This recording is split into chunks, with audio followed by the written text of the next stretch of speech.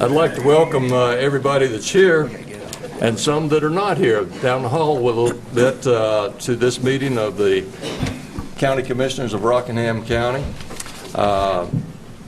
We do have quite a crowd here, and I appreciate everybody being civil and accommodating, and it's good to have such a crowd, but it's a little uncomfortable. We understand that, but thanks again to everybody that, if I didn't get to speak to you or the other commissioners didn't, we greatly appreciate you taking the time to be here in the chambers and share your opinion and be supportive in whatever way you choose. To start a meeting tonight, we're going to have an invocation from Pastor Kenny Houston from the First Baptist Church of Reidsville. I'll call Kenny up now. I think I'm calling Kenny up. And immediately following that, Lucy Lewis from our Teen Leadership Council will lead us in the Pledge of Allegiance. So if we could all rise and remain standing for the invocation and the Pledge of Allegiance. Let's pray. Heavenly Father, we come before you and we just want to give you the praise and the glory and the honor that is due to you and your Son, Jesus Christ, Lord God. Father, no matter what brought us here this evening, no matter what has transpired throughout the course of our day, Lord God, I pray that you would give us peace, that you would give us endurance to see us through the day, Lord God, and so that we can glorify you. Father, I want to thank you for each man and each woman who is here in this room today. Father, and I just pray for wisdom for these commissioners. I pray for clarity on issues. I pray for understanding. Father, I pray that each person in this room tonight would honor you by the words that comes out of their mouth and by their actions, Lord God. And most of all, we want to thank you for your Son, Jesus Christ. He willingly came. He willingly lived. He willingly suffered and willingly died for us, Lord God. And you raised him, and he defeated death on the third day. And we thank you for this, Lord God. We praise you for this. And we thank you that through him and his grace that he's given us, we can now approach your throne boldly, Lord, and have peace with you. And Father, I pray that you would grant us that peace this night, tonight, and that as we discuss these things and discuss laws in our community, Lord. Father, let every decision that we make ultimately be a pathway to advance your name here in this county. And it's in Jesus' name I pray. Amen. Amen. I pledge allegiance to the flag of the United States of America and to the republic for which it stands, one nation, under God, indivisible, with liberty and justice for all. Please be seated. And I've got to remark, I just love that Pledge of Allegiance because it was so great it echoed through this chamber. I don't know if you guys noticed the difference or not. If I could ask you just, if you check your phones and other electronic devices that make noise so that we could have those silenced during the rest of our meeting, I would appreciate that. Gentlemen, you have had the agenda for nearly 2 weeks now and a chance to review. Are there any additions, deletions, adjustments? Mr. Chairman, I make a motion for approval. We have a motion for approval. Commissioner Travis?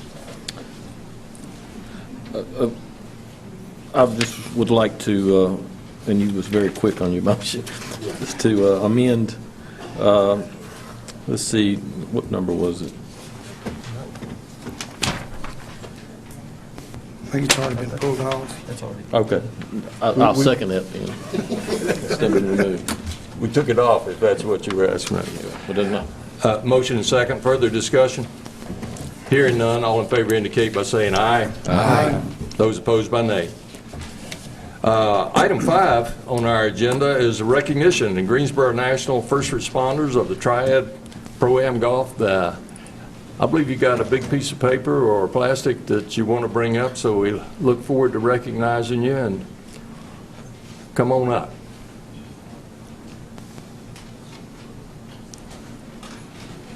Now, this is a donation to the Sheriff's Office, so Sheriff, I think it quite appropriate that you receive it. I tried to make it large enough since he's so tall. Wireless mic. Jennifer. This says 13,000. Wireless mic. This is actually what we raised in our first year for the first responders of the Triad. Our vision is to kind of bounce this around in Rockingham County. For 2020, we're actually doing the Bethel Fire Department, which is a volunteer fire department right off 158. We had 2 different house fires in our residential community, and they were there in no time. So we're doing a co-op with them in 2020, as well as Summerfield Fire Department. Rockingham County Sheriff's Department has 6,500 of that because a Carolinas PGA professional, our head pro, Jimmy Flippin, won a tournament shooting 64. And he actually got half of this to take back to his community. Our head pro, Jimmy Flippin, won the tournament, got to take half of this back to his community. He's from Danville, Virginia, and he donated his $6,500 to the Danville Life-Saving Crew. I'm going to leave some business cards out in the hallway. If there's anybody that owns a business, we're constantly trying to get involved with the community. Have great relationship here with the Sheriff's Department. That's who comes and calls our neighborhood. Had a few incidents at the golf course this year, and we're able to catch the people that tried to get us. We had roughly about 100 people play this past year. You're going to see a lot of things on Facebook, our website. If y'all would like to support, every dollar counts. Our goal this year is $100,000. If we meet that, we're actually going to give another $10,000 back to the Sheriff's Department. They just didn't know that yet until right now. So it's a lot to do just as an individual or anybody at the golf course. So if you know anybody that would love to donate $1, $5, whatever it may be, I'm going to leave my business cards. You can call the golf course. You'll see a lot of publications. So Sheriff Page, here's a $6,500 check. Thank you. Thank you very much for that. Justin, thank you. Thank you. Let's give him a hand, please.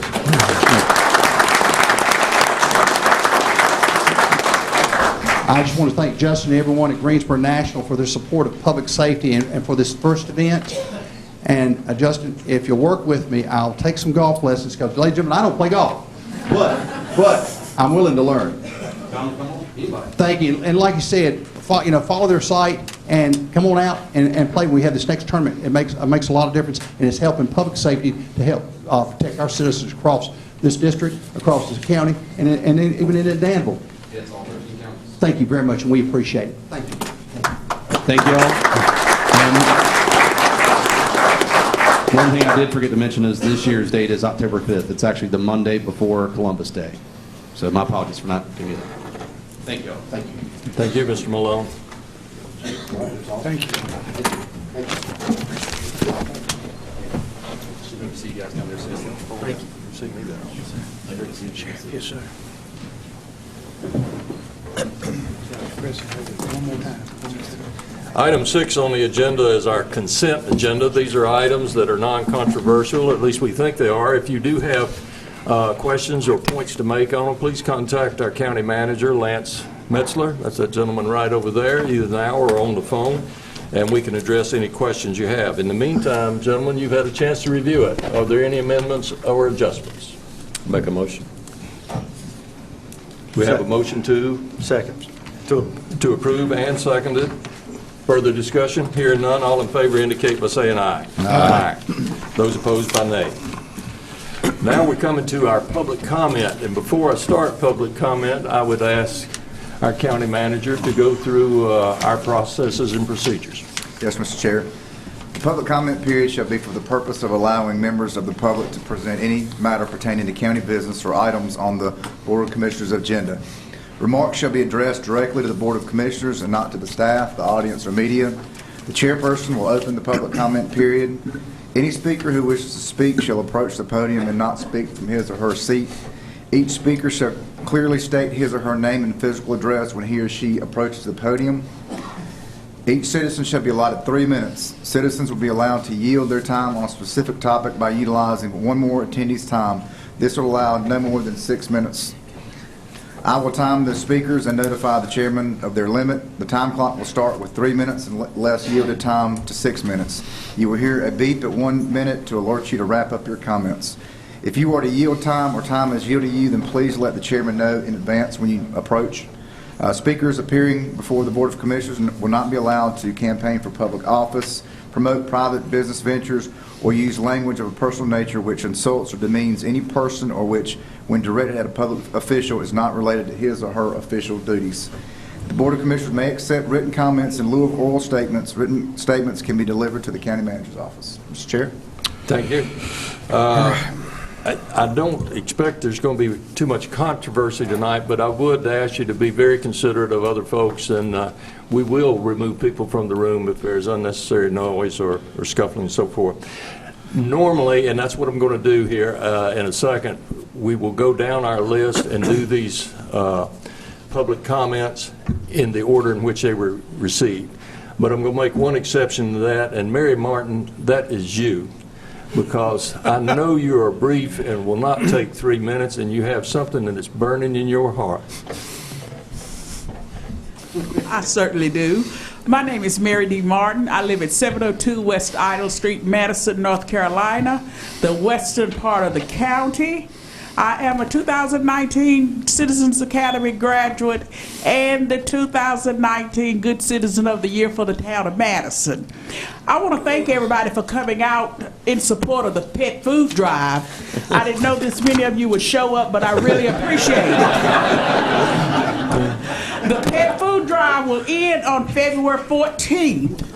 We are collecting pet food with the Junior Beta Club from Western Rock and Holmes Middle School. They're collecting pet food with the Citizens Academy and the Beauty of Madison on the Eastern Star. So I am soliciting and asking everybody to please bring your pet food to the Governmental Plaza, any of the public libraries, any of the city halls, Rockingham Community College. Wherever you go, there is a box to donate pet food. So let's please do so, because during our tenure of going through the Citizens Academy, we identified some serious areas that needed our help as citizens, and one of those areas was the animal shelter. So we have identified that area, and we're going to collect as much pet food as we can to deliver to that shelter. And again, my name is Mary Martin. I am the 2019 Citizen of the Year for the town of Madison. And thank y'all so much for coming. If you want to write a check to the animal shelter, please write it to Rockingham County Animal Shelter. And in your memo, please put Junior Beta Club, because we want those young ladies and gentlemen to get credit for what they do. And the reason I'm asking you to donate the food to various areas is because they need to count and quantify how many thousands of pounds of pet food that you good people have donated. Everybody has said, I'm going to donate when I get paid. Look to me like payday is arriving. Bring your pet food to the plaza, to any of the city halls, to any of the libraries, to the college. There are locations for you to donate your pet food, and thank you so much. Thank you. We appreciate your energy. Have you ever tried decaf? Okay. It's natural. Okay. It is quite a large crowd, and rumors about free ammunition from Remington were greatly exaggerated, so I hope you're not anticipating that. I'd like to call Benjamin Curtis as our first speaker.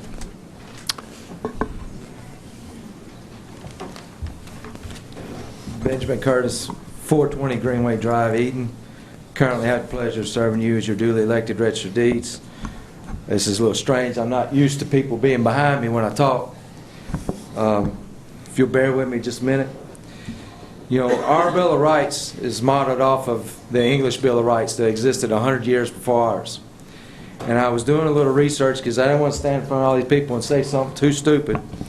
So when you look at the English Bill of Rights, it says that protestants may have arms for the defense suitable to their conditions as allowed by law. Now, when our framers of our Constitution wrote it, they made a change. They wrote that the right of the people to keep and bear arms shall not be infringed. Why would the 55 framers of our Declaration feel it necessary to change as allowed by law to not infringed? And the English Bill of Rights is ranked number 7. They moved it from 7 to 2. Now, the 55 framers of our Constitution included men like Washington, Franklin, Hamilton, and Madison. Now, I dare say they're more intelligent than most people in this room. But they felt it necessary to put "shall not be infringed" instead of "as allowed by law," and they felt it important enough to move it from number 7 to number 2. It took them 5 months to craft this document. Some of the very men that were crafting it had bled and shed blood for this country.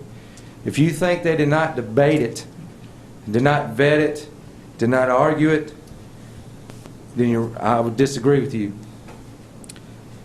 The Constitution, to those framers, was an important and personal document.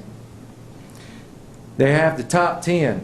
It's called Bill of Rights, because those are meant to be left untouched, unaltered, and unchanged.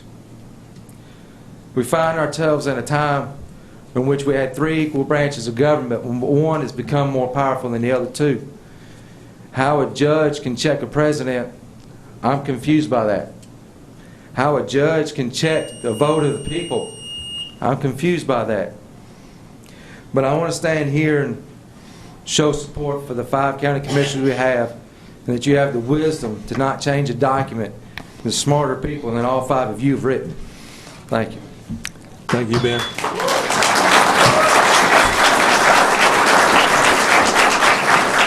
Rena Hamilton.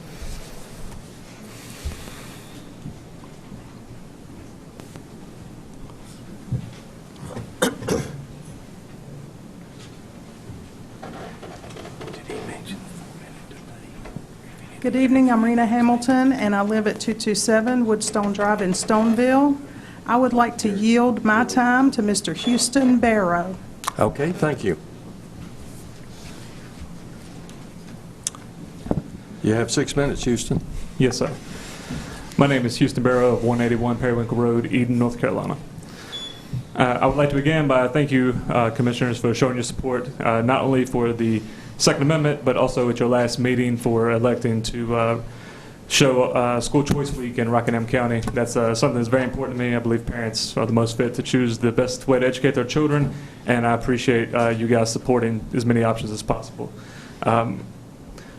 As I said, I do appreciate what you've done with your resolution about the Second Amendment, and I read over it, and tonight I'd like to address a few points that you made, because as much as I appreciate what you guys have done, this goes beyond the county commissioner's seat.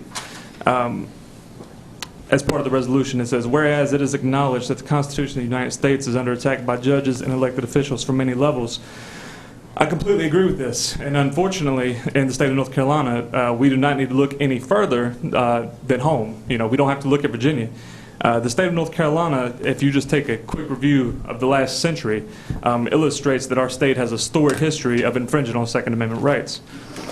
In 1917, North Carolina passed a piece of Jim Crow legislation that enacted political purchase permits. This was used as a way to prevent African Americans from attaining handguns that could be used for protecting themselves against lynch mobs. Many states throughout the South passed this sort of legislation, but unfortunately, North Carolina is the only state in the South that still has this on the books. One article that I read referred to this type of legislation as the Klan's favorite law. Further, in 1971, when the state of North Carolina altered the Constitution, there was an insidious line that was tacked on to Article 1 Declaration of Rights. The phrase was added under, "The rights of the people to keep and bear arms shall not be infringed." And then right under that, it says, "Nothing herein shall justify the practice of carrying concealed weapons or prevent the General Assembly from enacting penal statutes against this practice." This has led to many more numerous statutes that infringe on the citizens' rights to keep and bear arms. The sad truth is that in North Carolina, the gun laws are much closer to California than they are to a pro-liberty state such as New Hampshire. There are currently 16 states in the United States that allow permitless constitutional carry. And this is not just something that's recognized in red states. We also have blue states such as Vermont, Maine, and New Hampshire. In 2018, our state legislature did not utilize its veto-proof majority in order to pass Omnibus Gun Bill HB 746, which would have addressed some of these issues. This forces us pro-Second Amendment advocates to question their commitment to liberty. Many proponents of permitting cite public safety as the best reason why we need these laws. But these claims do not hold water when confronted with statistics. According to FBI statistics from 2018, states that allow permitless constitutional carry, on average, have fewer murders and less violent crime than the national average. And then this part of the resolution I really like. You guys have, whereas Rockingham County Board of Commissioners wish to express a deep commitment to protecting Rockingham County citizens' Second Amendment rights, whereas the Rockingham County Board of Commissioners wish to express opposition to any law, regulation, or act that would infringe on the rights reserved by the Second Amendment to the citizens of Rockingham County. Rockingham County Board of Commissioners implores our state and federal courts, North Carolina legislature, and U.S. Congress to preserve, uphold, and protect these rights of all citizens. That really strikes home, and I think that's important, because power doesn't just go from the top down. Power goes from the bottom up.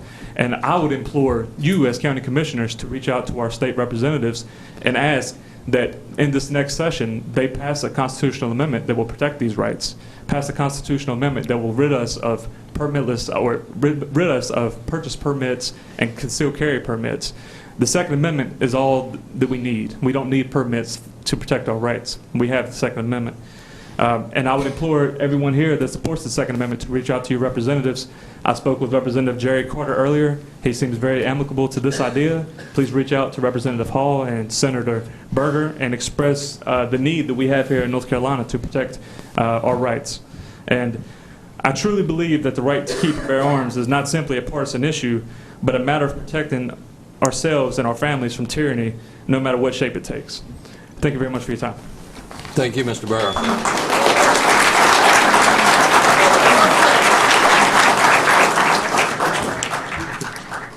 Sharon Windsor.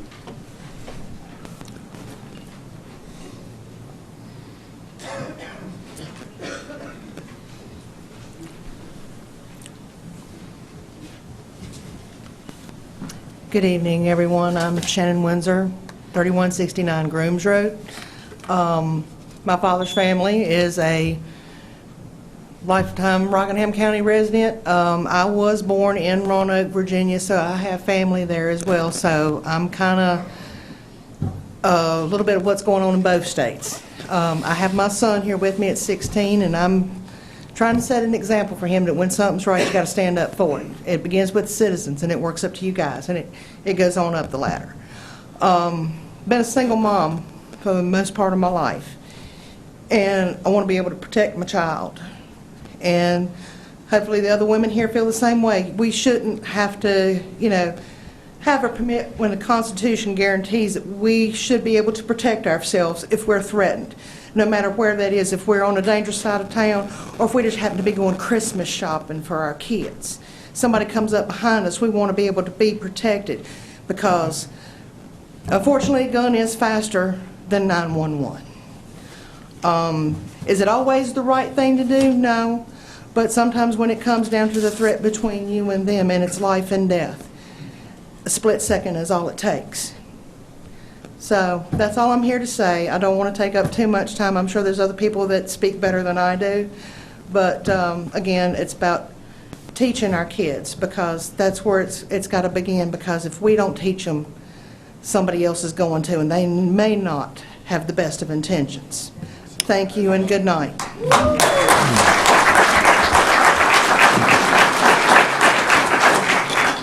Noah Windsor, and thank you, Mr. Windsor.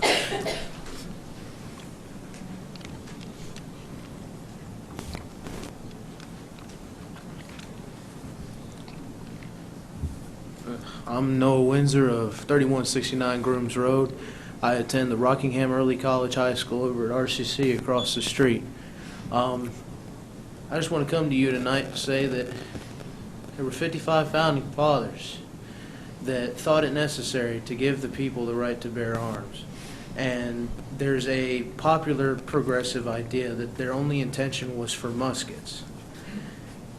The idea of that, I believe, is not very well thought of, because these were very progressive men. As a matter of fact, Benjamin Franklin was viewed as a Renaissance man. These founding fathers that were setting up a government that had the knowledge to do so and the wisdom to do so had to have thought about the future, had to realize that technology was going to progress and that the ideas for faster rate of fire and stuff such as that would come along. I'd just like to say that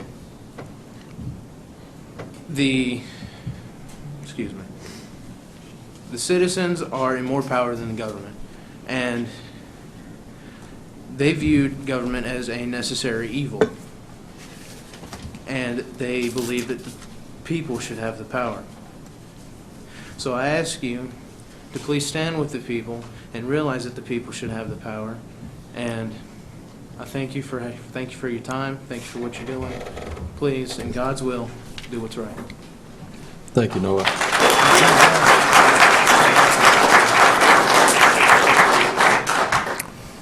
I can't help but comment, something good is going on in Rockingham County schools. That was a great presentation, Noah.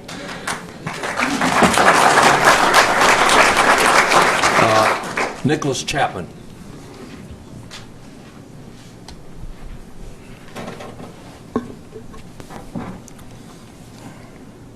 Good evening. My name is Nicholas Chapman. I reside at 670 Harrison Crossroad Loop, Reesville.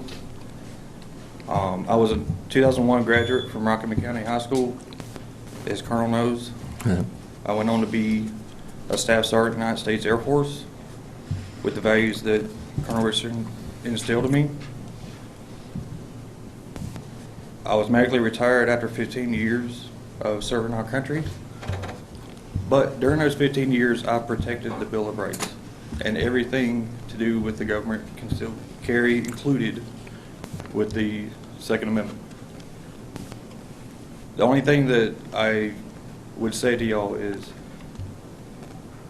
it takes a strong person to, whether they're a man or a woman, to protect their kids or other people. But I will say, if y'all pass that we are a sanctuary county, that y'all look further into the constitutional carry. Because I firmly believe that if someone is 21 years age or older, yes, they ought to be able to protect others. But they need to be trained where they can and can't go, what they can and can't do. So if y'all do pass this, I would ask y'all to look further into the constitutional carry part and push for people to get their constitutional carry permits.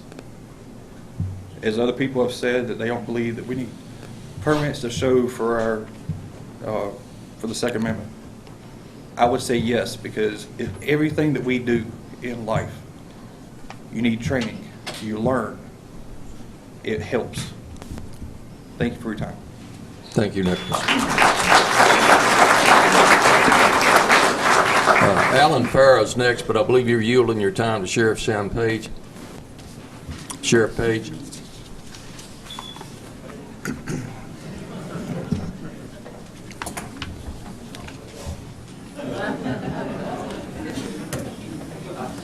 I'll try to find a place to secure the check.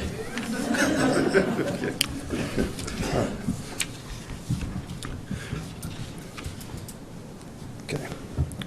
Commissioners, good evening. I'm Sheriff Sam Page of Rockingham County, North Carolina, and I reside at 645 South Madison Street, Eden, North Carolina. I'd like to thank everyone for coming out tonight to show your support for the Rockingham County Commissioners in presenting their resolution regarding the Second Amendment. I share with, your concerns with recent events and firearm legislation being proposed in Commonwealth of Virginia by their legislature because they are our neighbors. Just a few years ago, there was a concern with the Commonwealth of Virginia not recognizing concealed carry permits that did not meet their standards. I was approached by many citizens in Rockingham County about this concern. The question I ask is, at this time, is what did the citizens do prior to November 2019 to head off those in the legislature who were talking about more gun laws and Second Amendment concerns? Was there a need for more political and legislative work? When laws that are bad get passed in the legislature, the courts are the ones that we have to go to. That's our legal option once they're passed. In North Carolina, our sheriffs and North Carolina Sheriff's Association work to make sure that good laws are passed in the legislature to help us better protect and serve our citizens in public safety. I would encourage all of our citizens in Rockingham County to stay informed about our legislature while in session, and when laws of concern to our citizens arise, to contact your lawmakers who represent you. Don't wait for unwanted legislation to pass in our U.S. Congress or our North Carolina legislature. Remember, our representatives work for you. Do you know that there are approximately 7,800 law-abiding citizens in Rockingham County that have received their carry conceal permits, handgun permits? By the end of this year, I'd like to see 10,000 plus. Over the past few years as sheriff, I've had the opportunity to visit with some of our carry conceal classes in the county, and I expressed to the students the importance of your rights to keep and bear arms under the U.S. Constitution. We in law enforcement take our profession seriously, and we at the Rockingham County Sheriff's Office will do everything in our power under the law to protect our citizens and their rights. Unfortunately, there are not enough deputies and officers on the streets to provide the level of protection you and I would both like. I regularly tell our citizens that you are the first line of defense in protecting your family and yourself. If you decide to arm yourself, consider attending a gun safety class and attending a North Carolina carry conceal class and get your permit. I can't tell you what the Commonwealth of Virginia will be doing in the future regarding honoring out-of-state carry conceal permits, but they're a neighboring state and we all have that concern. We'll have to see. To our citizens present tonight and across Rockingham County, I want to be clear that I support the concealed handgun carry permitting program in all 50 states. We shouldn't have to give up your right to protect yourself or your family just because you crossed a state line. I will make a promise to all of you tonight that the next time I visit with our U.S. representatives or I have them on the phone or in Washington, and the next time I have an opportunity to speak with our president, I will make sure that I express my support and ask for theirs regarding U.S.-wide carry concealed handgun permitting for law-abiding citizens. I took an oath of office before joining the United States Air Force in 1975, and 20 years ago as your newly elected sheriff. At this time, I'd like to repeat my sheriff's oath. I do solemnly and sincerely swear that I will support the Constitution of the United States, that I will faithfully and bear true allegiance to the state of North Carolina and to the constitutional powers and authority which are or may be established for the government thereof, and that I will endeavor to support, maintain, and defend the Constitution of said state, not inconsistent with the Constitution of the United States, to the best of my knowledge and ability. So help me God. To our commissioners, thank you again tonight for your resolution that you'll be presenting shortly to show your support for the Second Amendment and our U.S. Constitution. May God bless you all, and may God bless America. Amen.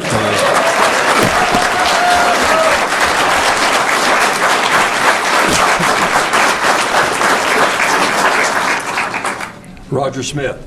Mr. Chair, if you would make sure that they come up to the mic and speak into the mic because the folks in the back can't hear. Did you catch that, Roger, that be sure and stay close to the mic so that the people in the ancillary room in the kitchen will be able to hear you? Okay. Thank you, Mr. Chairman. Mr. Chairman of the board, I'll make this short. I just want to express my opinion on the Second Amendment. August 1965, I swore to hold this Second Amendment. I pulled 3 tours of duty overseas, and now I'm asking for everybody that has any say-so to make sure that the Constitution supports me and my rights, and along with the First Amendment, Second Amendment, and the rest of them. There's 2 things I do not believe should be changed. Number 1 is the Bible, and number 2 is the Constitution of the United States of America. Thank you. Thank you, Mr. Chairman.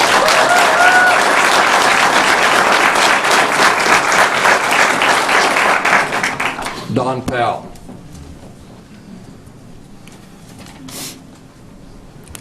He may be coming from the other room.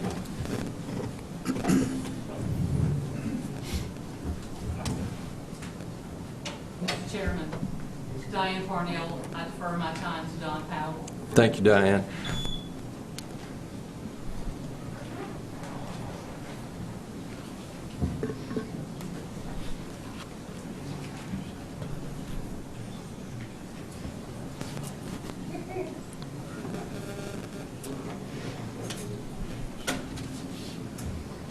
Mr. Chairman, I'm so out of breath now, I don't know if I can speak. Don Powell, and I believe that Diane Purnell was going to give me her 3 minutes. She did that. Sorry, it's okay. Don Powell, 636 King Street in Reidsville. I have 2 things I'd like to talk to you shortly about. Number 1 is I believe that further down this agenda, the Board of Elections is going to be in front of you. And I assume that's going to be budget concerns for the upcoming primaries. I would ask you to review those very carefully. This is the same board that we've learned in the past was paying for, satellite TV and recently held a party hosting, a home housewarming party on county taxpayers' time. So if they have the amount of time to do that, maybe they don't need as much money as they thought. In addition to that, I think we had 10 or more days of early voting in the municipal elections. I think the last time I looked, there was an average of 33 people that voted per day in the whole county, so I'm not sure that we need that many voting days, and maybe we do in this election, I don't know. But I just ask you, I would urge you to take a look at those budget numbers very carefully. In addition to that, I would like to speak on the Second Amendment. I am an NRA instructor as well as a concealed carry instructor.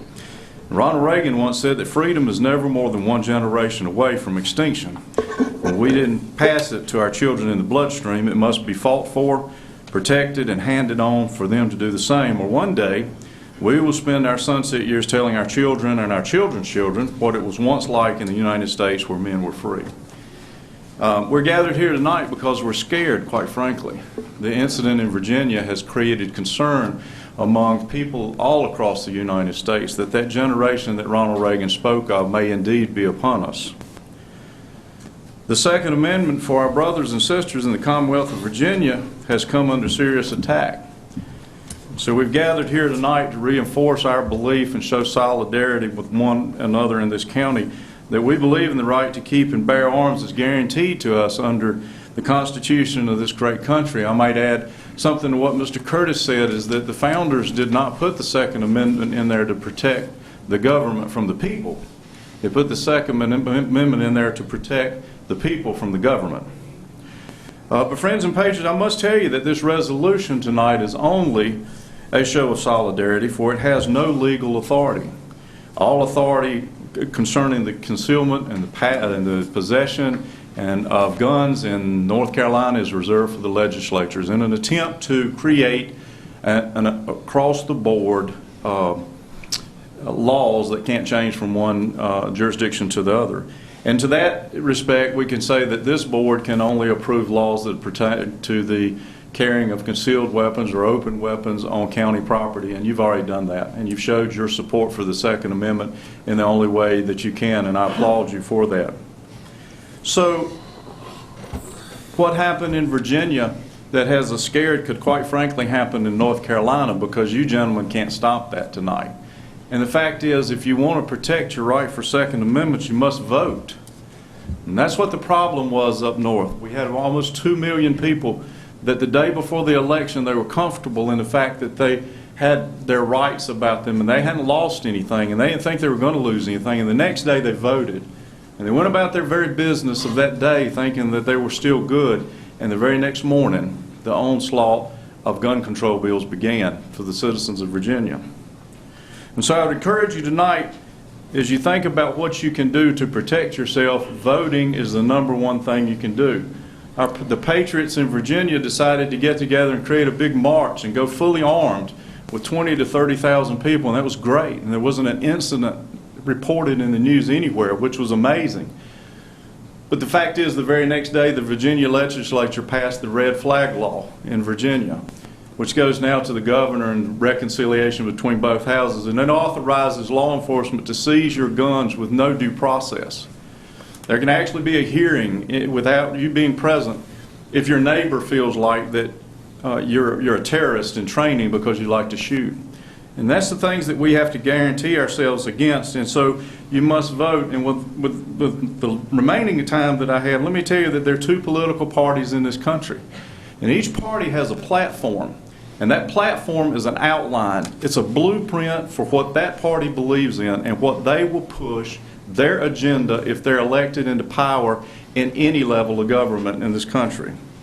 And in Virginia, it was the Democrats that were elected, and that's where the gun control came from. In Washington in the 90s, when we had the Brady bill, it was the Democrats that brought that and passed it. If you go to Google and you Google the platforms for each party, on page 35 of the Democrat platform, you will see what they say about guns. And one is they would like to strike the repeal of the Protection of Lawful Commerce Act so that they can sue gun manufacturers out of existence.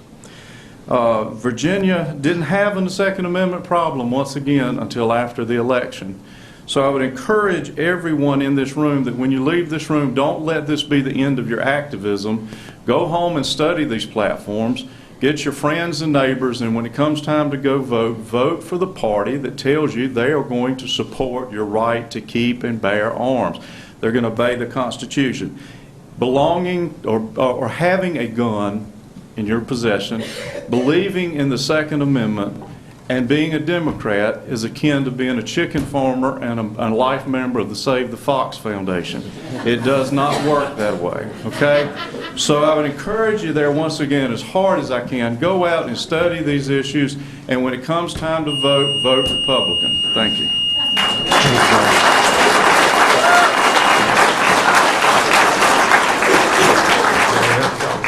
Ann Brady.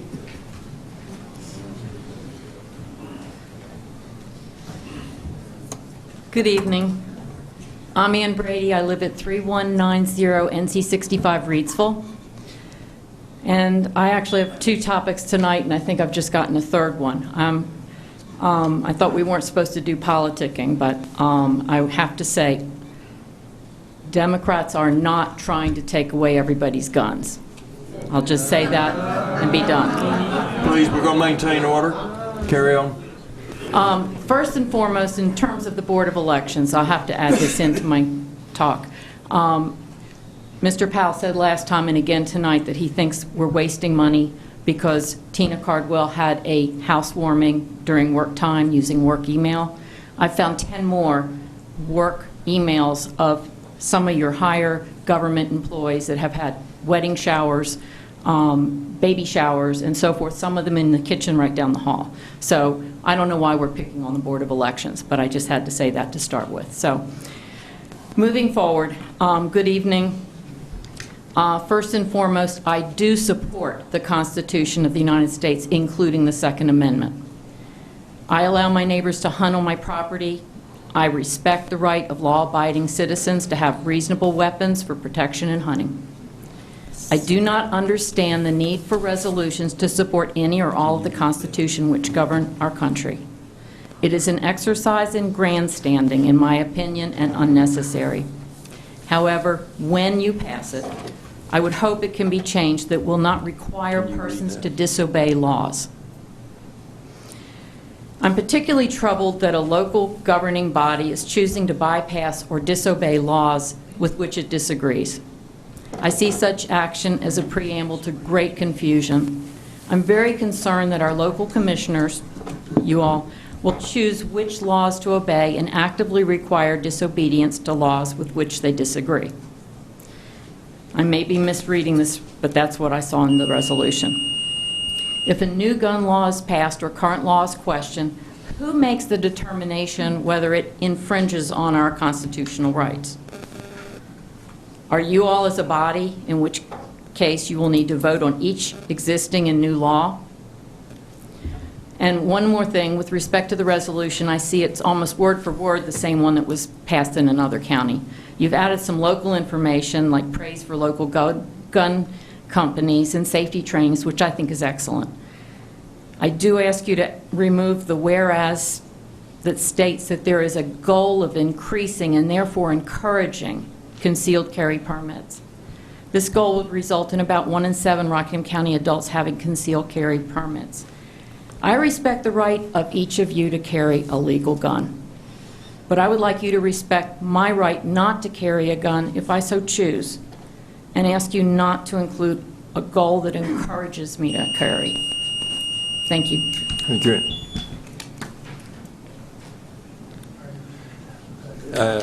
I'm sure I'm going to mispronounce this, but Robert Springs, is it? I'm sorry, Robert. That's all right. Nobody knows my name anyway. I want to thank you for your time this evening to hear our concerns about the Second Amendment. As I live at 8522 Highway 65, and 2 weeks ago, on a Thursday or early Thursday morning, about 4 o'clock in the morning, I called guy running around my property. And I had my gun in my hand, and when I caught him, I chambered my gun, and I told him, stop. 2 nights later, I had another guy. Both times I called 911. And it took, I know that our county is wide and big and stuff like that, and they can't patrol everywhere. And in my area, there's nothing but cow pastures going behind me, beside me, and across the street, I got 2 senior citizens that go to bed as soon as it gets dark. And so when I called 911, it took them about 25 minutes for them to get there. And if I didn't have the right to have my gun to protect my family, the outcome could have been terrible. So I want you to consider, not only here in Rockingham County, y'all have influence for our state senators and the state congressmen to emphasize the importance of standing up for our Second Amendment. I don't take it lightly when I do have a gun. I don't try to impress anybody by having a gun. I do it lawfully. I do it considerately. And my concern is, like in Virginia, that some of these liberal people that get in office won't take our rights away. And we can see that slowly happening. And I applaud everybody that made their way out tonight to let y'all know where we stand, and hope y'all do the right thing and stand with us. Because if we don't, we'll lose our country. So I thank you for the time. Thank you for y'all listening. Thank you, Mr. Sparrow.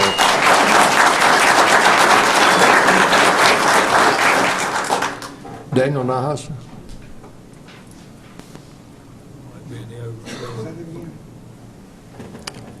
Maybe an annex. Daniel Nahas. He's coming.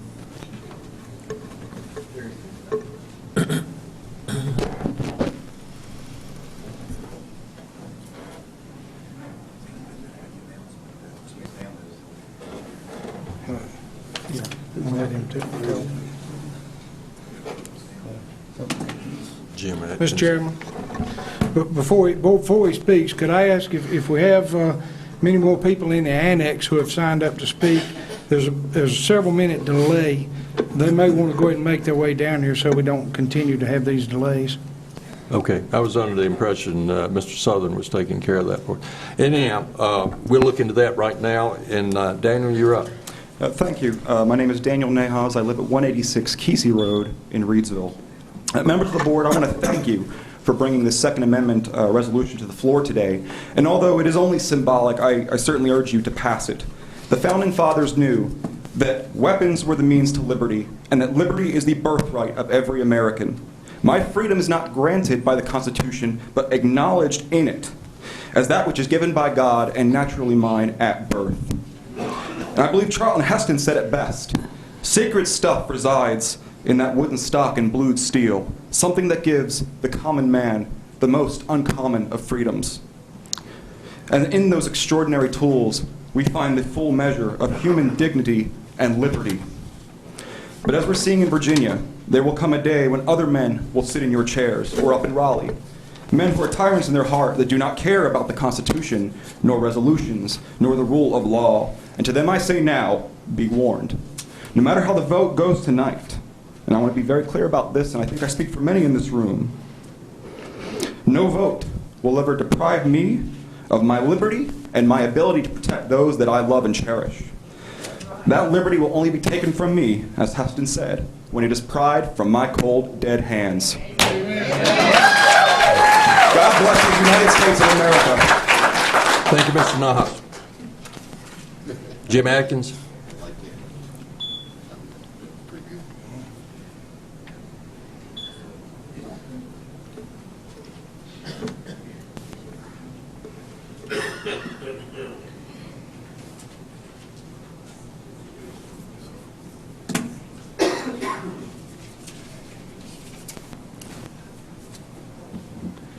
It's Atkins and not Adkins, so I apologize for that. Yeah, Atkins. Yeah. I'm Tim Atkins. I live at 221 North Franklin Street in Madison, North Carolina.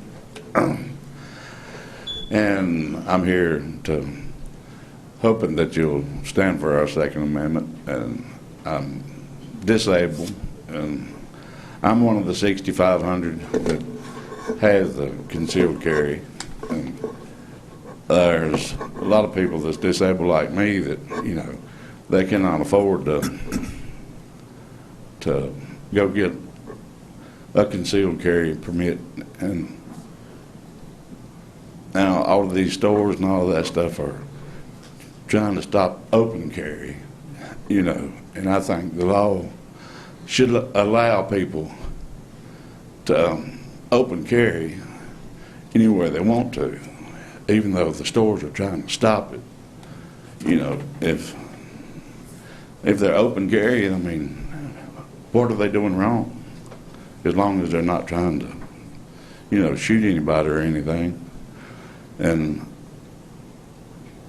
if they can't afford to go and pay to take the class and then pay for your concealed carry and all that stuff, you know, a gun laying in your car ain't gonna do you no good, or locked up at your house.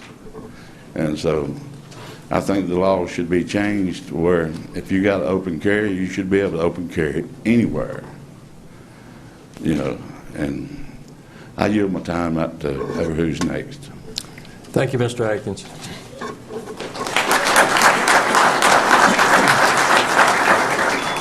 Roxanne Griffin.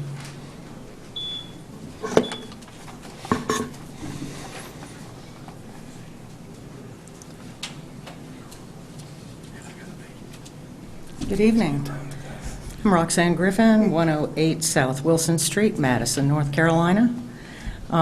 I would first of all like to commend you and everyone in this room for their willingness to uphold the Constitution of the United States. It is incredibly important. I would also like to propose a new resolution for your consideration with regard to, which would turn Rockingham County into a 15th, 19th, 23rd, 24th, and 26th Amendment Protection County. This is about voting rights, which without voting rights, we have nothing. We don't have Second Amendment rights. We don't have First Amendment rights. So I would like for you to consider turning this county into a voting right protection county. And I have some ready-made resolutions to give to you. Also, I would like to address the issue of office parties. This was brought up before you at the last commissioners meeting, where the Board of Elections office was singled out, and I believe that happened again this evening. And I would like to call to your attention that over the last 9 years, there have been many, many office parties, and it's not just restricted to the Board of Elections office. It is practically every department. Now, we do things in this county that are good for morale, are good for solidarity. This resolution on your agenda this evening is one of those things. The awards that you present to deserving citizens for their commitment and service to the county, those are taxpayer dollars too. The Shared Savings Plan, which is an incentive program for your employees to do their jobs very, very well. And these office parties are few and far between, and they are not targeted to close down an office for a prolonged period of time. They are floating parties, which means that people can drop in, have a little bite of refreshment, congratulate the person that's being honored, and leave. So we're not talking about a department being closed down for an extended period of time. I have been an employee and an employer, and I believe that this kind of social gathering is of importance. It's good morale. And so therefore, the taxpayer dollars, the few taxpayer dollars that are involved, as with the awards, as with the shared savings plan, as with the writing and passage of resolutions, are good for the county, and therefore not a waste of taxpayer dollars. Thank you. And could I give these to you? Thank you, Ms. Griffin. Thank you. Tammy Howell. Tammy Howell. She's out in the hallway.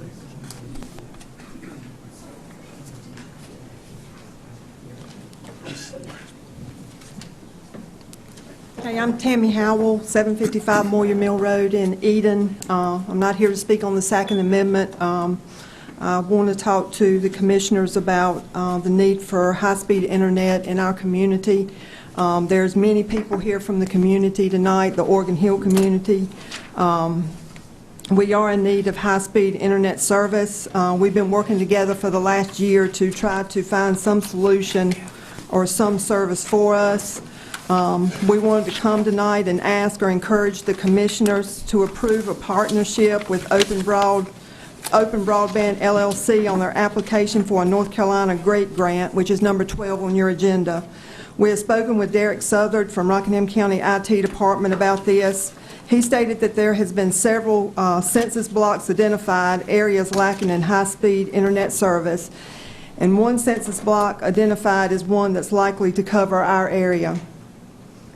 A year ago, February of 2019, the county manager stated that the county was exploring options to expand broadband to more of the rural areas of the county where coverage is weak, and we're not aware of any options that were identified that would help us. Many of us are or were AT&T customers. We are still operating on a DSL internet system. It is very slow, unreliable. And you know, high-speed internet is essential for daily living now. Several people in our community are business owners, and you know, quality high-speed internet is essential, and the lack of such coverage impacts those business owners. We've spoken with Spectrum about high-speed internet for our area. They stated we are in a non-serviceable area. However, there are homes within sight of our homes that are Spectrum customers, which makes no sense to us, and they have no plans to expand their coverage. Spectrum asked us to possibly do a petition, having people in the community sign and getting that petition to our county manager, and we did that. Back in June. We delivered it to him June 5th of 2019. We've talked to CenturyLink, and they tell us that AT&T owns our platform. I'm not sure what that means, and so they are not able to provide us service. So we just asked the commissioners to agree to partner with Open Broadband LLC on their application for the North Carolina GREAT grant. Thank you, Ms. Howell. I'm going to deviate just for our own interest up here. If you came here in support of improving broadband within the county, would you just raise your hand? I knew there were quite... Well, I'm just trying to get an idea of this. I don't need accurate reading, but trying to get an idea. Now, for those of you that are here in support of the Second Amendment resolution, would you please raise your hand? Thank you. Well, apparently, I apologize to Jim Alverson because you now have 3 minutes.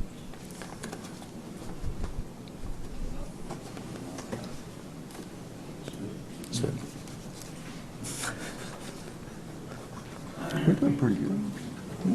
Good evening, gentlemen. My name is Jim Alverson. I live at 2422 Westover Drive in Reedsville. I am here tonight for myself, but in doing so, I represent the Rockingham County Gun Club. I'm the president of the club. The last time I spoke before the Board of Commissioners was some time ago when the board was considering allowing permitted citizens to carry concealed handguns in this very building. In light of various tragic events which have occurred since then, it is well that an armed citizenry may be present here I remember much of that meeting, and one thing that stands out quite clearly in my mind is that the board was presented with data which clearly showed that a lawfully armed public is no threat to a legitimate government. And I also remember most vividly a comment by a commissioner who is no longer on the board saying that, I don't care what kind of evidence you show me, I'm still going to vote against it. Unfortunately, his attitude is typical of many of the people in the United States today. These folks simply refuse to acknowledge that the Second Amendment guarantees citizens the right to bear arms in defense of themselves and their families and their country.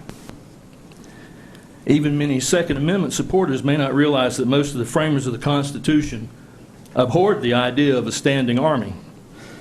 If military force should be required, they reasoned, a citizens' militia already in possession of firearms and trained in their use could respond to the threat. And in furtherance of that mindset, I urge this board to pass this resolution in support of our Second Amendment. And having passed it, stay ready to uphold the resolution if the need should arise. Thank you. Thank you, Mr. Alderson.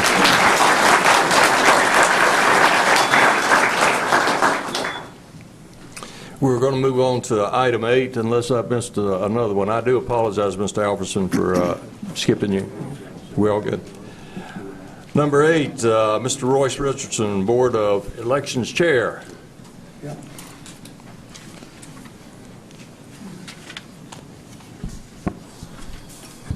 afternoon. Good evening. Excuse me. Okay. You're up. You got a letter from us last week requesting the money to pay for the primary election in March, the early voting and the election day. This is the amount of money is that we're asking for is $89,330, and that is part of the budget, the overall budget that we requested last June.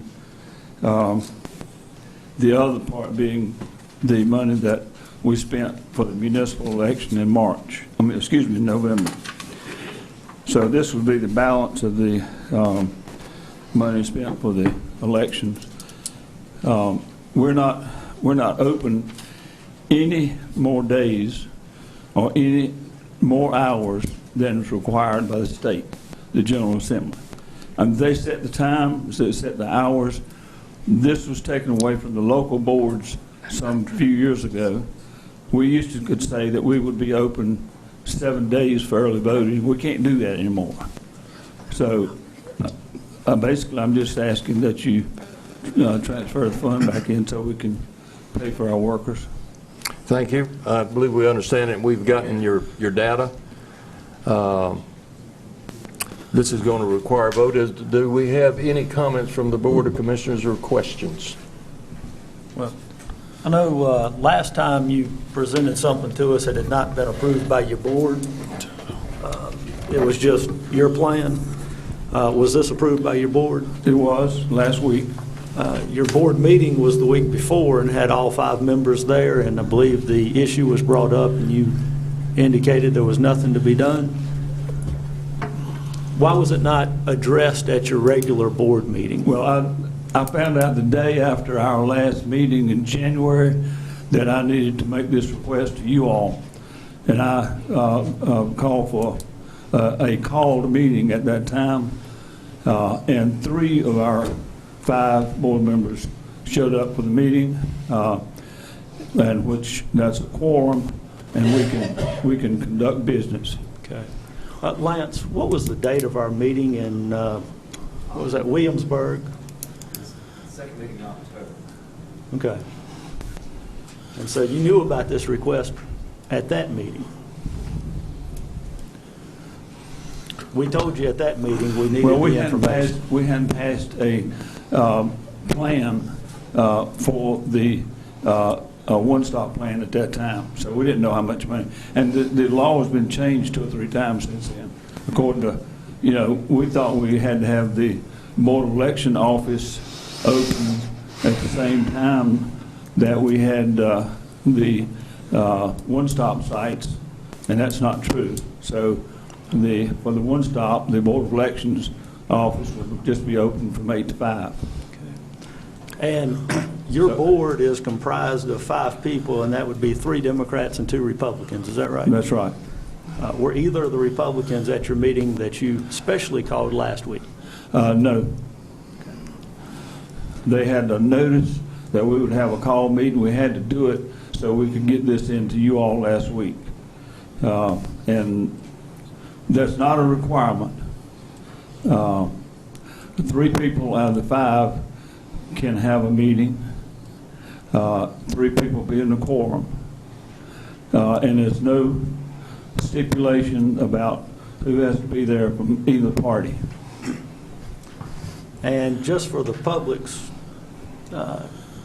information, I believe what happens at the Board of Elections, and this may be best for our manager, is completely under the control of the 5-member board and is not under your control.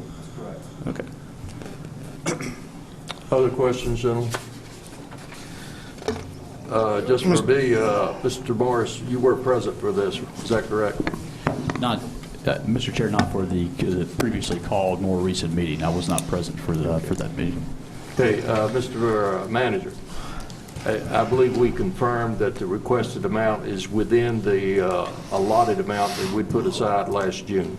Yes, sir. And just for correction to Commissioner Berger's request, the actual meeting was on the October 7th. Okay. Thank you. Seeing no further questions, is there a motion to approve or disapprove the request? I'll make a motion to approve the request. We have a motion to approve. Is there a second? Second. And we have a second. Further discussion? Hearing none. All in favor indicate by saying aye. Aye. Those opposed by nay. Nay. Mr. Chairman, if I may, while Mr. Richardson is still here, you know, with some of the other things that have come up, and as Commissioner Berger just has mentioned, the Board of Election is not under our direct supervision.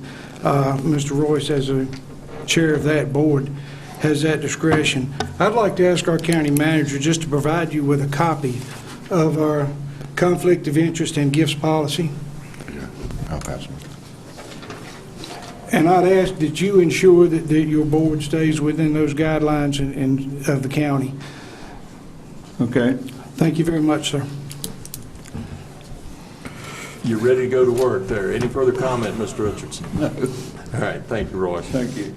Item 9 has to do with the Second Amendment resolution that we considered. Now, I will tell you that this board has looked at this in depth. However, we're going through a standard process of review and approval of a motion. So, gentlemen, the floor is open to the commissioners for comments. And okay, I'll start. Mr. Purtle. Thank you, Mr. Chairman. First, I'd like to thank everybody that showed up tonight for this important meeting to discuss a very important topic. Back in May of 1990, I took an oath as a law enforcement officer, and part of my oath was that I would support and maintain the Constitution of the laws of the United States and the Constitution laws of North Carolina. In December of 2016, when I was elected to this office, I took a very similar oath, and both of those are very important to me. And in a few minutes, I'm going to vote in support of this resolution. I share with you that I am one of your 7,800 carry concealed weapon permit holders in this county, and I do it proudly, and I support the sheriff's effort to get to 10,000. I share with you that I'd also, before we go any further, I'd like to thank Commissioner Berger for his work in crafting the document that's before us tonight. I know he worked hard to ensure that everything was included in it. And also, Mr. Chairman, one of the things that I would like to do is once this resolution is passed, one of the things included in there is that we have a youth hunting and safety day. And part of that, and I'm proud that Commissioner Travis is one of our liaison to that, one of the things that we do is that we support that monetarily, the commissioners do. Anybody here that on their own accord that would like to make a donation to that, I would ask that our manager make available to you a copy of the resolution that's going to be signed tonight. And so all those proceeds be used for those children in the Hunting and Safety Day. With that being said, Mr. Chairman, that's my comments. Okay. Mr. Berger, I know you have some comments, but first I'm going to ask the county manager to read for everybody's edification, if you haven't read it, the resolution. Okay, everybody, if you'll bear with me, there's a lot of whereases.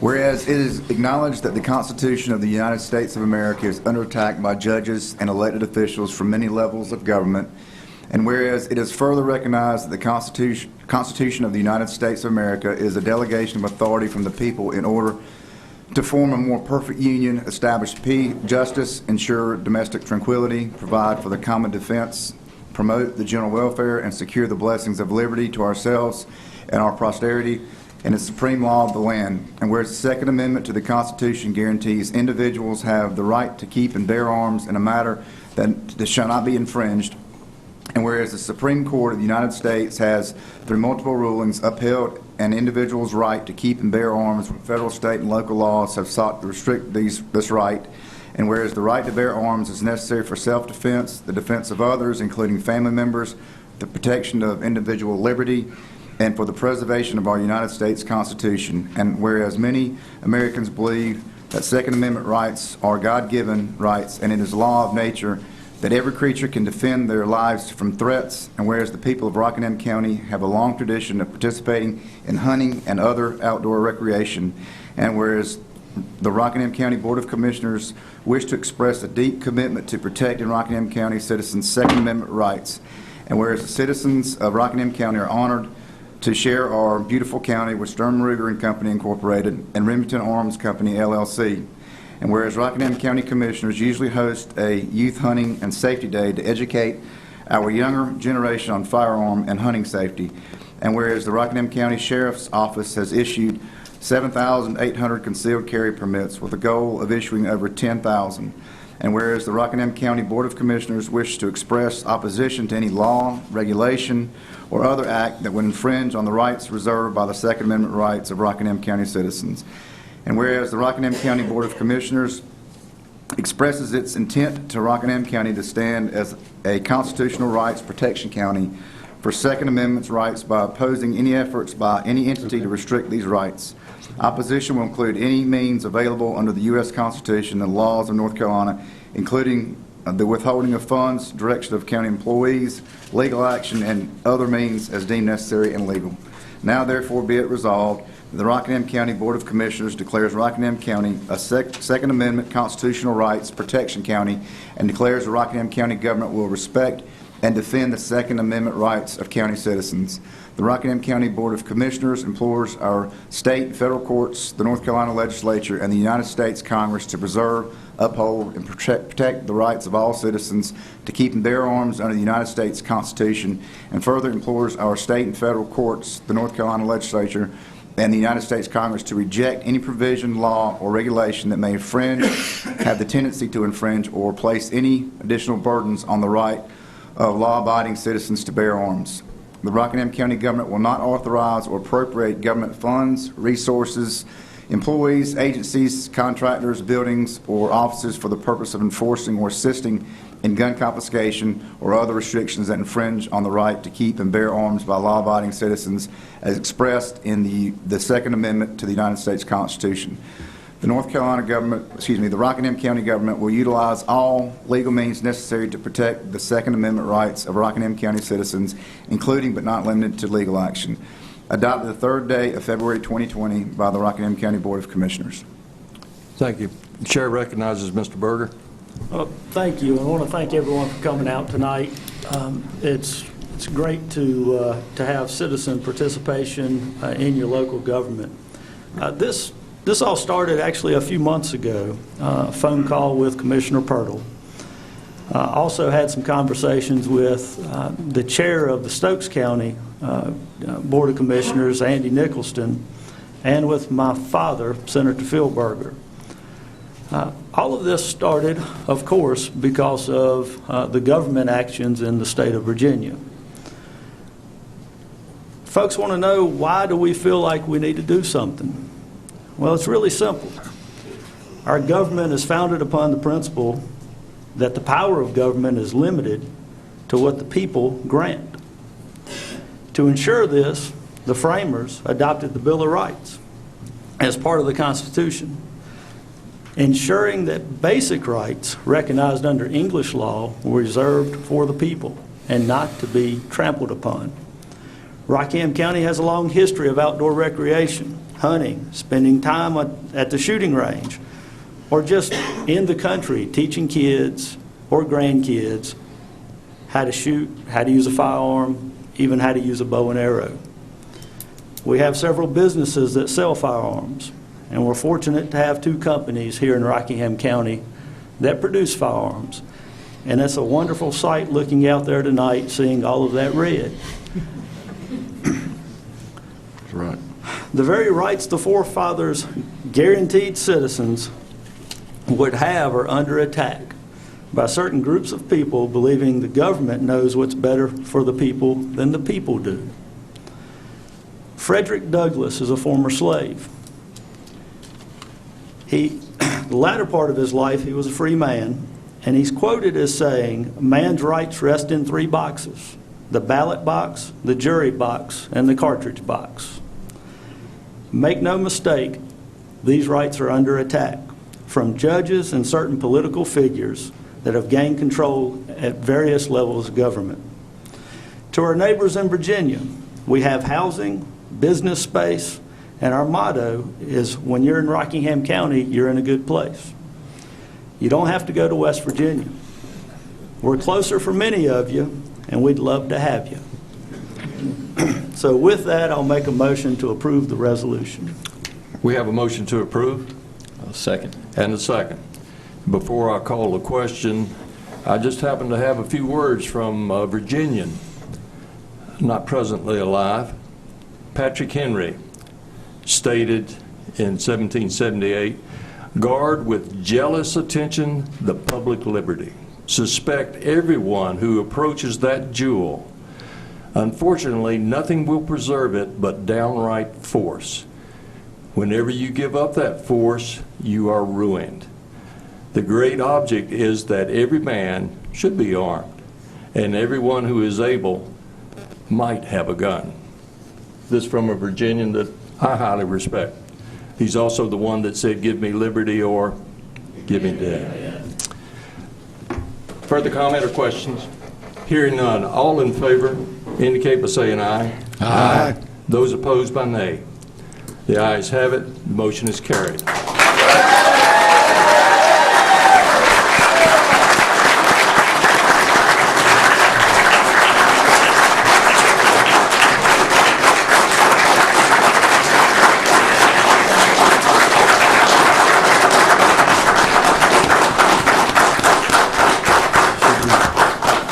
And if everyone would bear with us for just a few minutes, we do have something else that we need to do as far as a presentation. If y'all bear with us just a second.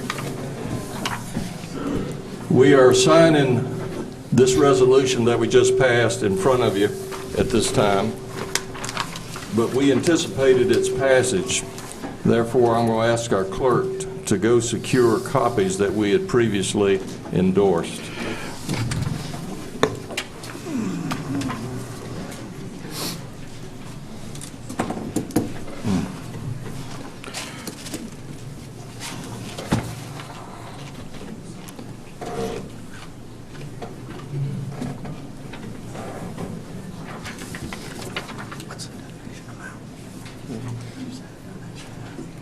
I think it's a 25.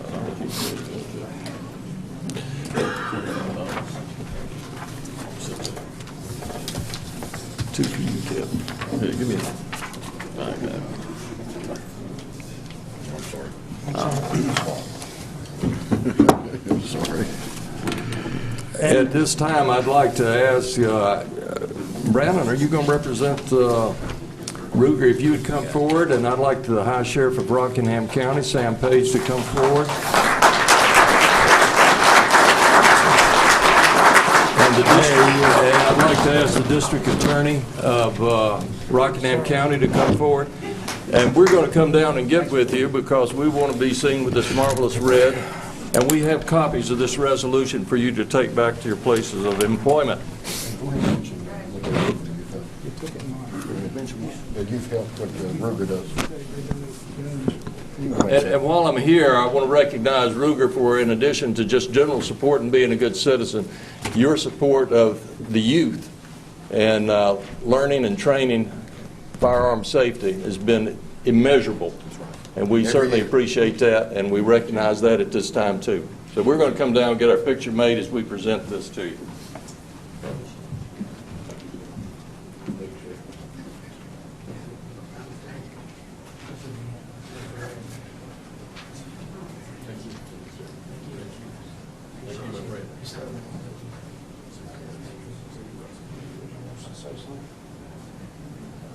I was going to cut through every other one. We'll start, Sheriff, if you'll come, you'll come forward.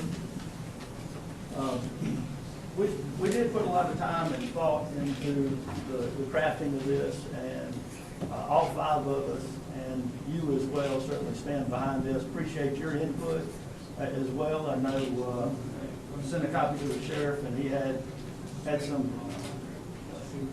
changes that needed to be made, and we certainly appreciate his input. We want to present this to you and hope that you will display this proudly, as I know you will. We will. Thank you.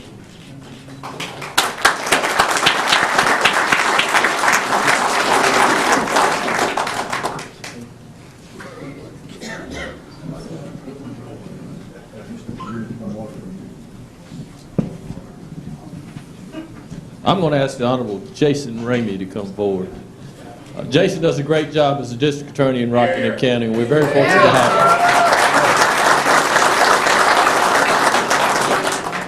him. He works tirelessly for the people of Rockingham County on a daily basis, and one of the things that we as commissioners want to do was just give him our resolution to let him know that we support him in supporting the citizens of Rockingham County. So Jason, on behalf of Rockingham County, we want to give you this signed resolution for you to display, and we hope you display it proudly in your office. Thank you.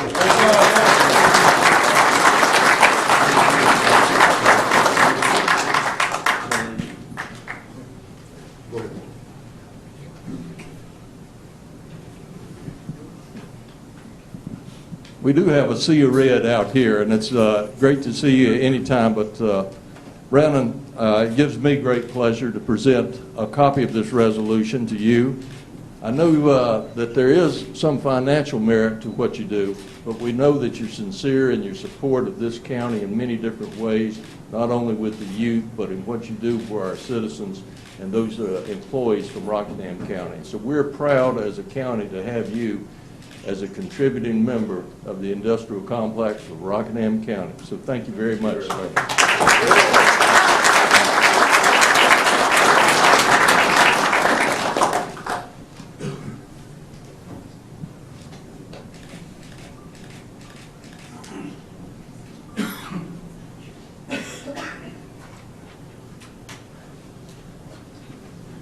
I do want to thank all the folks from Ruger. I mean, it's quite impressive to see this sea of red when we look out here. I mean, it's just great to know that we have you here in Rockingham County and the support that you show us. And I can assure you that we also support you. So, thank you. Yes, sir. Thank you. Yes, sir.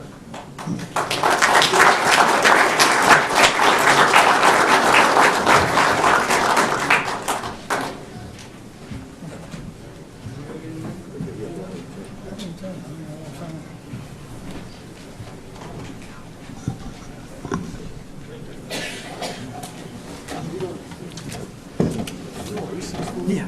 You can recess. short recess while some folks. I know we have a lot of folks that may have just hit the high point of the evening, so we're going to declare a recess. Gentlemen, I expect to reconvene at 8:05. That's 9 minutes from now. So I'm declaring a recess till then.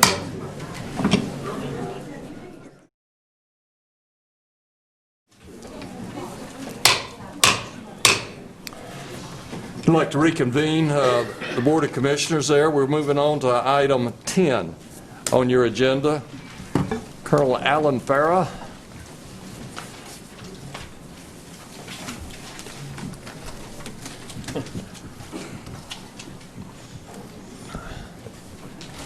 You got more help since they made you a colonel, right? Need a reinforcement.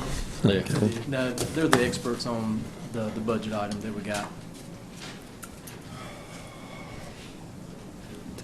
Medical costs. Please carry on. Good evening. I'm Captain Jennifer Brown with the Administrative Division. What we're here for tonight is to request to increase our jail budget $165,000 to cover inmate medical costs for the current fiscal year. Jail fee revenue collected over original budget is projected to cover this increase. Okay. We understand that we're approving monies that you now have in hand. I do have one question before I turn it over to the other commissioners. The sheriff had mentioned that you're housing inmates that really should be in a state prison. And the bulk of this money you're talking about is medical money. How much of this medical money belongs to those inmates? Do you understand what I'm saying? Yes, I do. Lieutenant Stoltz, can you answer that a little bit better? Not any.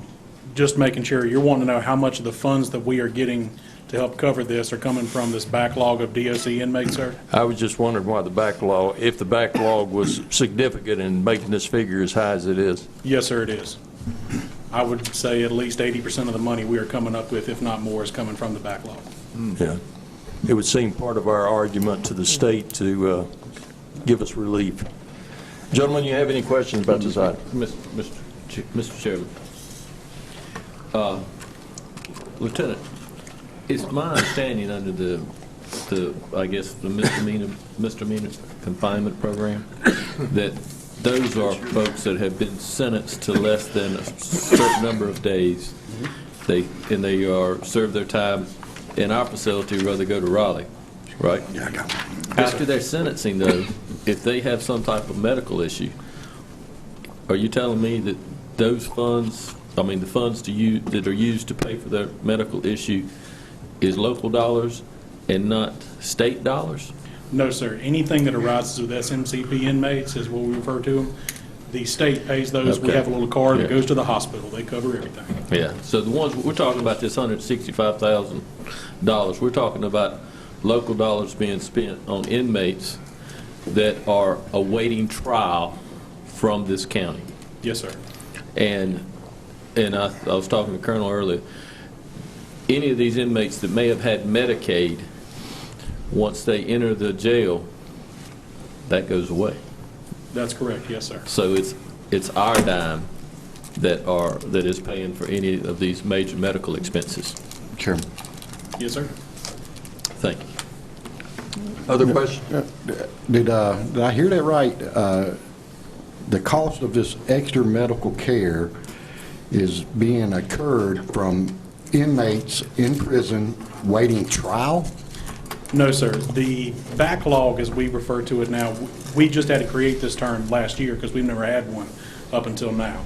The backlog are inmates that have already been sentenced by our court systems. They are NCDOC property, and they are awaiting to go to the Department of Corrections. Oh, the DOC has not came and got them and transported them to a state prison. No, sir. They have not cleared us to take them to where So they're why going. isn't the state paying you to house them then? They are, and that's where these funds are coming from.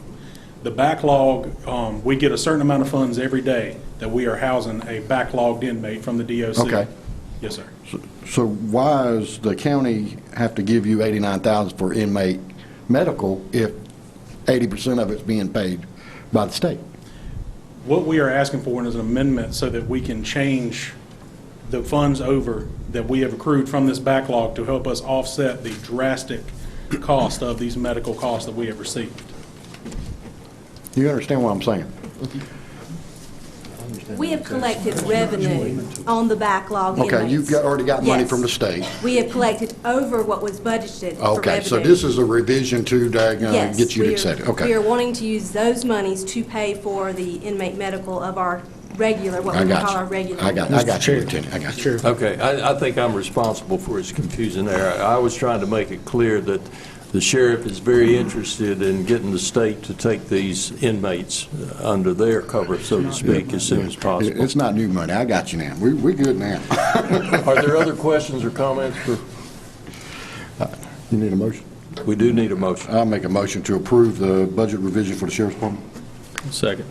Moved in second. Further discussion? Hearing none, all in favor indicate by saying aye. Aye. Those opposed by nay. Thank you very much. Thank We you, appreciate Lieutenant. what you do over there. Item 11 is our Chief Information Officer and IT expert. And he said he was going to be quick. And just for clarification, his name is Southern, not Southard. That's Southern. Thank you. We have plenty of both in this county. We have a lot of them. Derek, what you got? Commissioners, I'm here today to bring a solution for possible for broadband throughout the county. One of our commissioner goals since I've been here for the 4 years is try to get broadband into the areas that our current vendors are not supplying internet to it. So as part of the North Carolina GREAT grant, that is not something the county can apply for. We have to find a vendor that is willing to apply for it. So as the memo stated, we have reached out to multiple different vendors. We had a meeting with them, and we have one that has stepped forward that is willing to apply for that grant. What we're asking for you guys to say is we're going to partner with them. And when I say partner with them, that is no monetary requirement from the county. That is just us giving them information on where the needs are and working with them to communicate with the cities and other municipalities through the county to try to get on to access to water towers or county or state or privately owned towers so they can expand the broadband into areas that are not currently served. So all I'm asking for today is just an agreement to say we could partnership with them for this application. Commissioner Hall. Appreciate it, Chairman.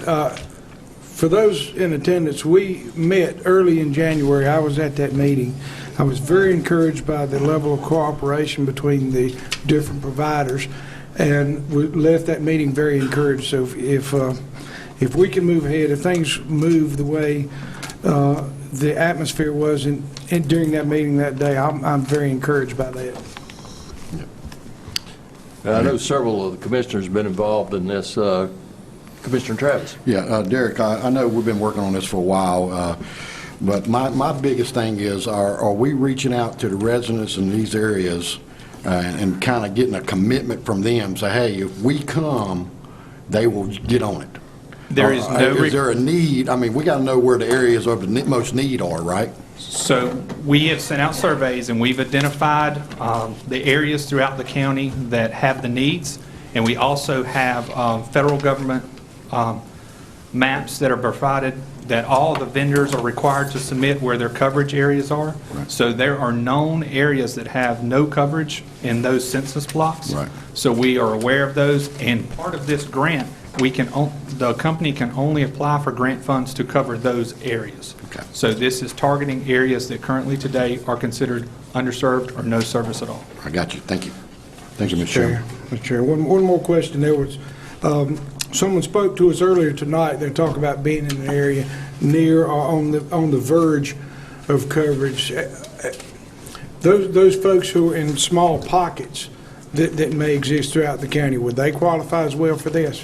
Those areas will be the ones that actually qualify for the grant funds for that private company to pursue. Thank you. I appreciate that. Yep. And I would like to add one statement further to yours with the cooperation of vendors. We were very serious about making sure we're not stepping on any current vendors' toes. So as part of this, lots of the current vendors may actually benefit with this, with a new vendor coming in, because the backhaul services that are needed may be used by vendors that are already in this county. Do we need a motion for this? We do need a motion to support, to allow us to go forward with Open Broadband LLC and support our efforts in going after, supporting their efforts after going after the grant. Yeah, I might mention I've been involved in some conversations. We at one time were dealing with a company called Wilkes Communication, and what has happened is there have been mergers, and some of the names that you thought you knew are no longer players, but That's right. some of the players are under new names. So That's a big deal. I'm very comfortable. Mr. Chair. Motion. Mr. Chair, I'd like to make a motion that we approve a partnership with Open Broadband LLC on their application for the NC Great Grant. And I second that, Mr. Moved and second. Further discussion? Hearing none, all in favor indicate by saying aye. Aye. Those opposed by nay. Tammy, it's not a solution, but we're trying. Thank you, gentlemen. Is that what all they're here for? Well, that's where several of them are. Mr. Manager. No new business. I do have one thing I want to bring up. This, I know Commissioner Pirtle has been approached about this in the past. I'm pretty sure he has. I've been approached by several citizens of the county. There was a trust set up many years ago called the Dumaine Trust. And I know our Mark McClintock can probably tell us the exact acreage that they control, but it's a large amount of land that is under the Dumaine Trust. I've actually reviewed the trust instrument, and it's supposed to be for the citizens of the county. I don't know that that's taking place at this point. And so I've also had some conversations with some state agencies about this trust and some things that may be able to be done. I would ask that our legal counsel work with perhaps some state agencies to see what, if anything, we can do to open that property up to the citizens of the county as originally intended by Mr. Dumaine when he passed away and set this trust up. I second Okay, that. everybody That's okay with that? I agree with that. Okay. I think you have a consensus. I don't know if it requires a motion. I don't know that it requires a motion. I'll get a copy of the trust and some contact information to our attorney. I think it's just a matter of trying to see what, if anything, can be done to put this back in the hands of the citizens. Okay. One other thing, Commissioner Berger, you want to mention about having the attendance at the... Yes. When we vote to recess the meeting to discuss the water line extension policy, at some point, I think it'd be a good idea for us to include or at least seek feedback from developers. I mean, part of our discussion has been what can we do to encourage people to tap on to our water line, and we're talking about development. We're talking about coming up with some plans or some ideas to encourage them to tap on. We might ought to try to hear from them and perhaps invite some of them to that 4 o'clock meeting on the 17th, or maybe even after that, so that we can just bounce some of those ideas off of them. Okay. You guys are fine with that? We'll I think proceed. all of us are agreed with that suggestion. Okay. That's it, Mr. Chair. Seeing no additional new business, item 13 is Commissioner comments. Mr. Travis, you're up. No, I have no comment. Mr. Hall, you're up. Well, thank you, Mr. Chairman. I really appreciate all the folks in attendance tonight and all the enthusiasm that was shown. I'd like to also recognize our elected officials who were in attendance tonight. And I've made some notes. Hopefully I haven't omitted anyone. We had Representative Jerry Carter from North Carolina House. We had Jason Ramey, our district attorney. We had Benjamin Curtis here tonight from our Register of Deeds office. We have Sheriff Sam Page and quite a few of his staff. We have Doug Isley with our school board. And we had many vets tonight. including Commissioner Travis and Richardson.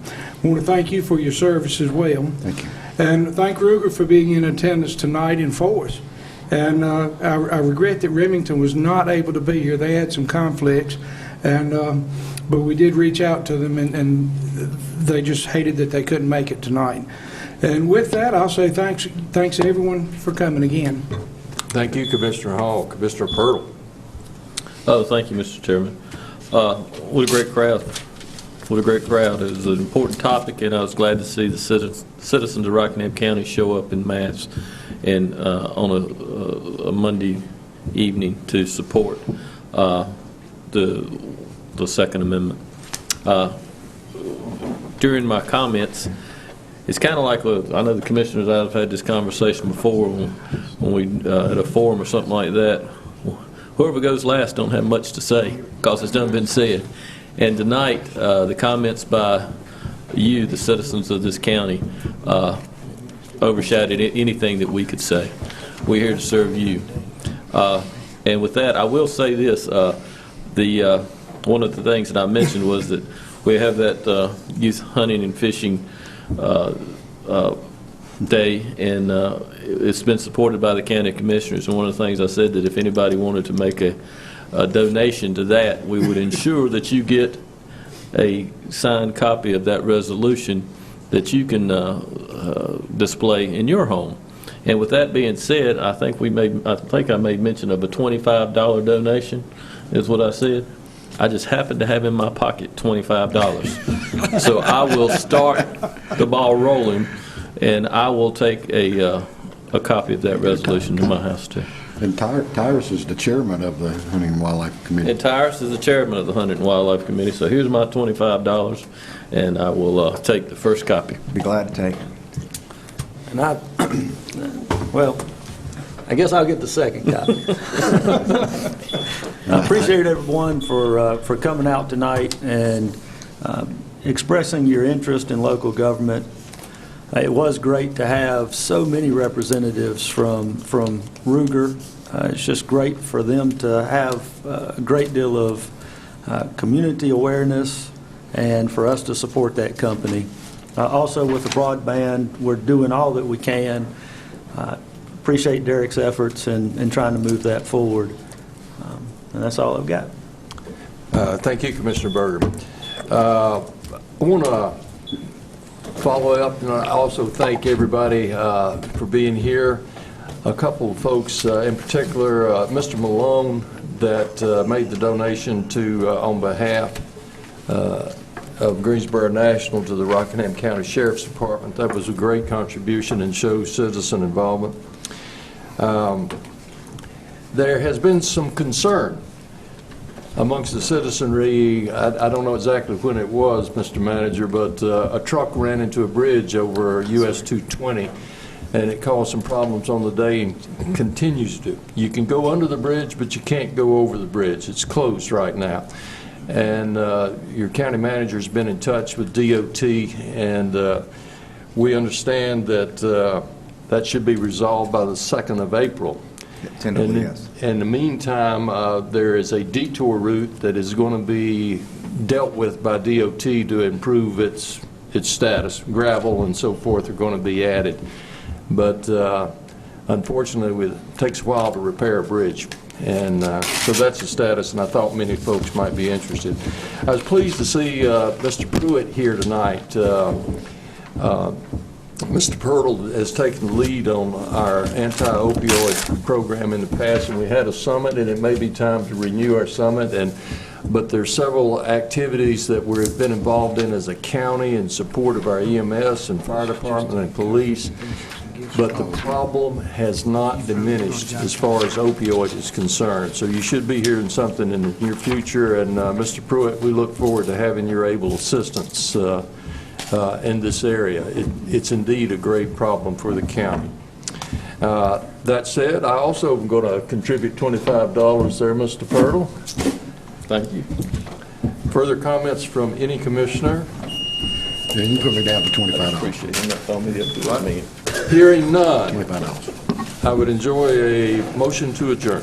moved. Motion to recess. Recess till 4 o'clock on the, and by the way, this meeting on the February 17th is an open meeting, and the public is invited, and you should be interested in water resources in this county.